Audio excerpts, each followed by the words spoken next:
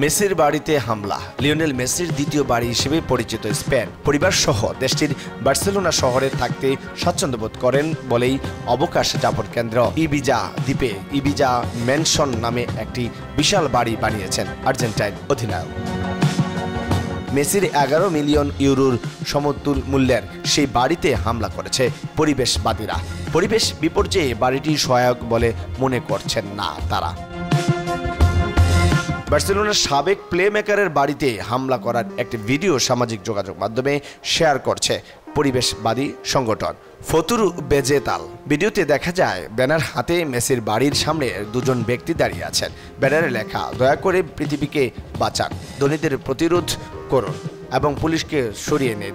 পরে স্প্রের মাধ্যমে বাড়ির দেয়ালে লাল ও কালো রং দিয়ে স্লোগান লিখে দেন। পরিবেশবাদীরা এক বিবৃতিতে লিখেছেন, অক্সফামের 2023 সালের প্রতিবেদন অনুযায়ী পৃথিবীর মোট জনসংখ্যার সবচেয়ে ধনাঢ্য 1% ব্যক্তিরা 2019 সালে যতটা কার্বন নিঃসরণের জন্য দায়ী তা দরিদ্রতম জনগোষ্ঠীর 2% কার্বনের সমমান।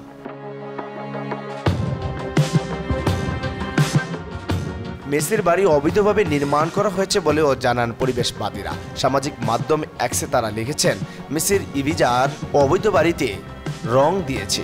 এই বাড়িটি অবৈধ উপায়ে নির্মিত হয়েছে।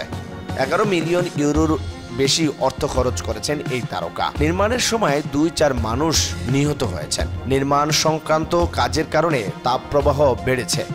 ব্রিটিশ সংবাদ মাধ্যমে ডেইলি মিরর জানিয়েছে 2022 সালে সান জোসেফ নামের এক ব্যক্তির সম্পত্তি কিনে বাড়িটি নির্মাণ করেন মেসি।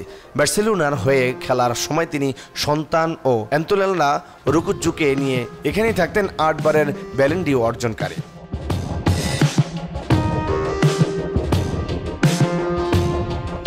বার্সেলোনার সঙ্গে সম্পর্ক ছেদ হওয়ার পর থেকেই অবশ্য এখানে থাকা হয় না মেসির। বাড়িতে হামলা নিয়ে এখনও অবশ্য কোনো মন্তব্য করেনি ইন্টার মায়ামির অধিনায়ক।